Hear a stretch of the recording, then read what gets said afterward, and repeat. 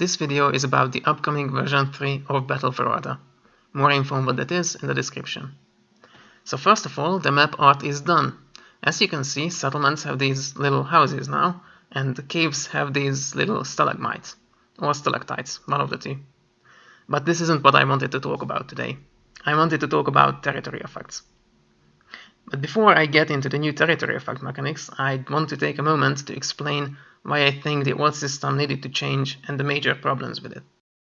So here we are back in version 2, and if I open the game notes, you can immediately see problem number 1. It's a huge matrix of numbers, difficult to understand and difficult to remember, so that needed to change. Problem number 2 is that defensible terrain is inconsistent. What do I mean by that? If you take a look at relentless units, this column here, then you can see that they attack equally well on any terrain. And not only that, they get an attack bonus against cities. In effect, what this means is that if I come here to Gondor, that all these cities that should be highly defensible for Gondor just simply aren't. The open plains territories are often just as defensible. Relentless units are the biggest offender here, especially considering how common they are, but by no means the only one. This needed to change. Defensible terrain should actually be defensible in practice, not just in theory. Problem number 3 is the problem with stacking multiple territory effects, and for this I'll come to Lorien. So what happens is that in a territory like Carin Amroth, which is a hill, a forest, and a settlement at the same time, units can easily stack up huge bonuses, like +4, 6, or 8. And importantly, units get the same bonus regardless of how strong they are. So cheap units completely dominate these places because the more units you have, the more +4, 6, 8 bonuses you benefit from. This needed to change. I wanted the new system to stack properly, whatever that means. Problem number 4 is the lack of flexibility. In this old system, each unit belongs to one of 10 categories, but this simply doesn't capture the variety of units in Middle-earth. For example, archers should generally get penalties in forests, because they don't have clear line of sight. But what about elven archers? Should they also get a penalty in forests? How about dwarven heavy infantry in mountains and caves? Or what about flying units? If there's any rule with no exceptions whatsoever, it has to be that flying units get penalties in caves. I mean, it's obvious, right? They are in a cave, they can't fly around. Checkmate flying units. But what about bats? Should bats really get a penalty in caves? You simply can't fit every unit in Middle-earth neatly into one of 10 categories and expect it to make sense.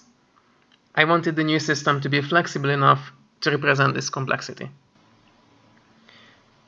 So, without further ado, let's get into that new system.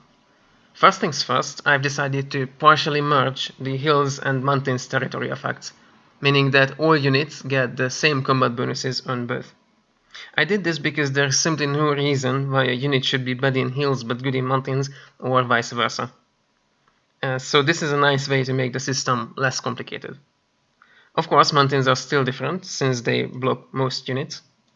Also, they now cost 2 points of movement to enter, like I mentioned in a video a couple years ago. As for the actual combat bonuses and penalties, there are not one but 2 systems: terrain preferences and tactics. Tactics is probably not a great name for this system, feel free to suggest a better one, but this is basically a measure for how effectively a unit can use terrain to their advantage. There are 5 tiers of tactics, ranging from primitive, think a troll, to excellent, like for example a ranger. Every unit gets a combat bonus depending on their tactics and the terrain, but this bonus is always defensive only, except on plains where it's an attack only bonus. Now I know this looks like a big matrix of numbers, but actually it's pretty simple. You'll know this by heart before you realize it. The other system, terrain preferences, is a measure of simply how much a given unit prefers fighting on one type of terrain over another. This is individual for each unit, and you can find it in the unit tooltip. So for example, Dunelanding Wildmen get +1 on hills, and by extension on mountains, but lose -1 on settlements and plains. While something like an Aorling Rider gets +2 on plains, and -2 on forests, marshes, and caves, a pretty common setup for Kubori. To keep things simple, terrain preferences are always the same on the attack and on the defense. Also, for any given unit, there is only ever one tier of bonus and one tier of penalty, so there is no unit that gets +2 on one terrain and +1 on another, or a unit that gets -1 somewhere but -3 somewhere else. No, it's always one positive number with some types of terrain and one negative number with some other types of terrain. The bonuses from terrain preferences and tactics stack with each other. So this dual landing wildman gets a +1 on hills from terrain preferences, but because it has poor tactics, in addition to that, it gets another +1 defense in hills for a total of +2.